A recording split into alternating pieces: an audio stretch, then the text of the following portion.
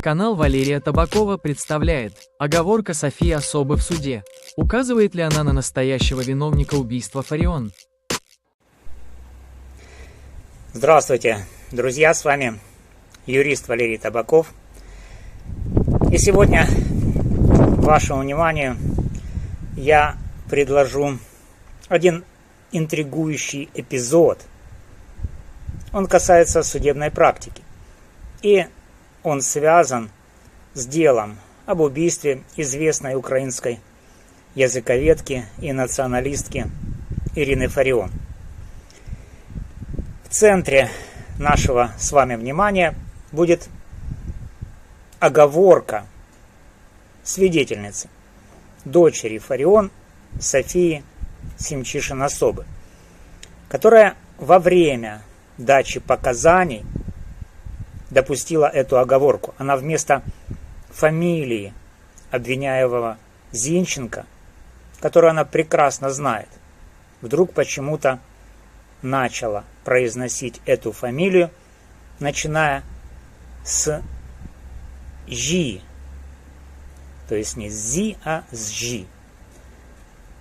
Друзья, эта оговорка, она потом исправилась, да? Но эта оговорка, она может что-то означать. И почему я, как юрист, считаю, что она, эта оговорка, может указывать на скрытую правду.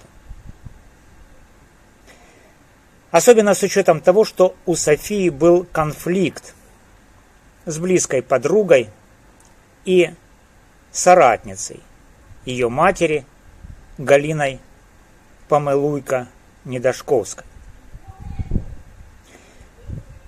Давайте разберемся. Но сначала отрывок из допроса Софии. Смотрим. Колись, коли перший раз я побачила обвинуваченого Зінченка. Итак, что мы увидели? София прекрасно знает, что обвиняемый Вячеслав Зинченко вдруг оговорилась, начав произносить его фамилию с «жи», и только потом четко произнесла эту фамилию Зинченко. На первый взгляд это кажется мелочью, которая вызвана волнением, но как юрист я знаю, что детали в суде, особенно при допросе под присягой, имеют значение. А как человек, интересующийся психологией, я вижу в этом нечто большее. Зигмунд Фрейд, основатель психоанализа, считал, что оговорки – это не случайность, а проявление наших скрытых мыслей. А теперь добавим важный контекст. У Софии был конфликт с Галиной Помилуйко, близкой подругой и соратницей ее матери. Могла ли оговорка указать на Помилуйко как виновницу убийства Фарион? Давайте разбираться. По теории Фрейда оговорки – это окно в наше бессознательное. Когда София сказала «жи», вернее «жи», она могла начать произносить слово «жинка», что на украинском означает «женщина». Учитывая ее конфликт с Галиной Помилуйко, это открывает несколько возможных интерпретаций. Первое. Подозрение в адрес Помилуйко. Самая интригующая гипотеза София подсознательно считает, что Галина Помилуйко а не Вячеслав Зинченко, причастна к убийству ее матери. Конфликт между Софией и Помылуйко мог быть связан с личными или идеологическими разногласиями. И, возможно, София подозревает, что Помылуйко знает больше, чем говорит, или даже имеет отношение к преступлению. Ее, Софии, бессознательное могло проговориться, пытаясь указать на женщину, Жінка, вместо официального обвиняемого. Это особенно вероятно, если конфликт, а он был острым и касался чего-то, связанного с делом Фарион. Конфликт произошел во время похорон. София и Галина отошли в сторонку, и София кричала: «Це не я! Це не я! А может ты?» Ну вот, что-то в этом духе было. Второе из возможных интерпретаций. Эмоциональный конфликт. Суд – это место высокого напряжения, особенно для дочери убитой, которая дает показания под присягой по делу своей матери. Конфликт с Помылуйко, которая была близкой подругой Фарион на протяжении 3 десятилетий, мог вызвать у Софии сильные эмоции – гнев, обиду, недоверие. По Фрейду такие эмоции часто проявляются в оговорках.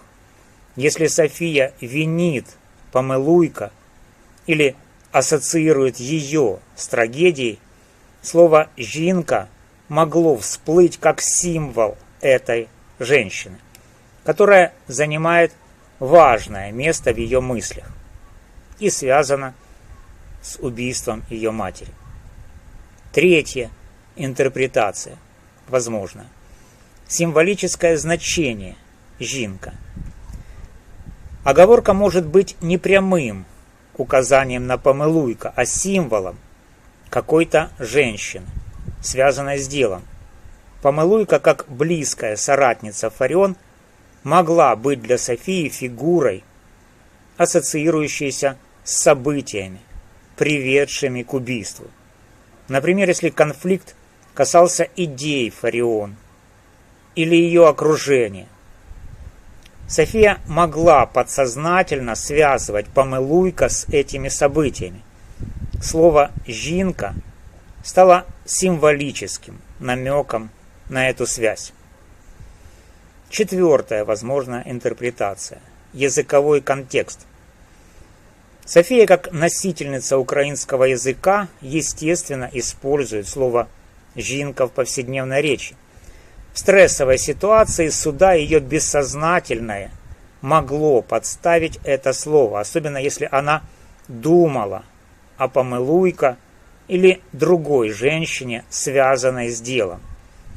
Это не обязательно означает, что Помылуйко виновна, но может указывать на то, что София ассоциирует ее с чем-то важным в контексте убийства.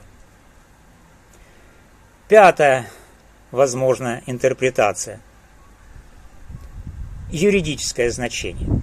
Как юрист я должен подчеркнуть, что такие оговорки в суде – это не просто психологический курьез. Они могут стать сигналом для адвокатов или следствия. Если София подсознательно указывает на женщину, например, Помылуйко, это повод для более глубокого допроса. Что знает София?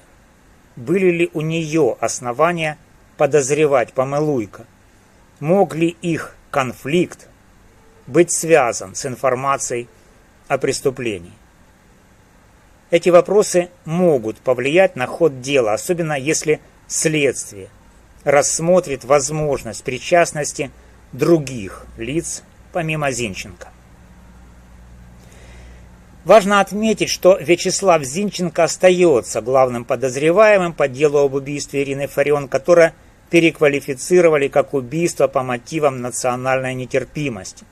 Без конкретных деталей конфликта между Софией и Помылуйко мы не можем утверждать, что оговорка прямо указывает на виновность Помылуйко. Возможно, это просто отражение личной неприязни или стресса.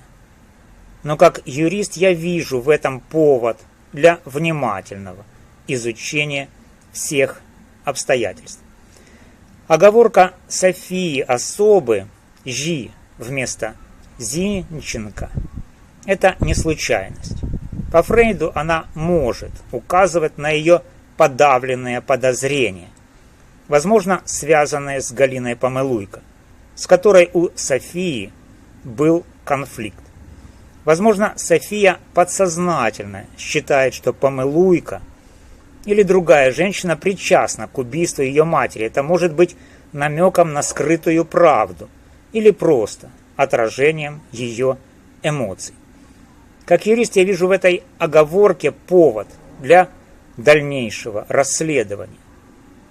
А что думаете вы?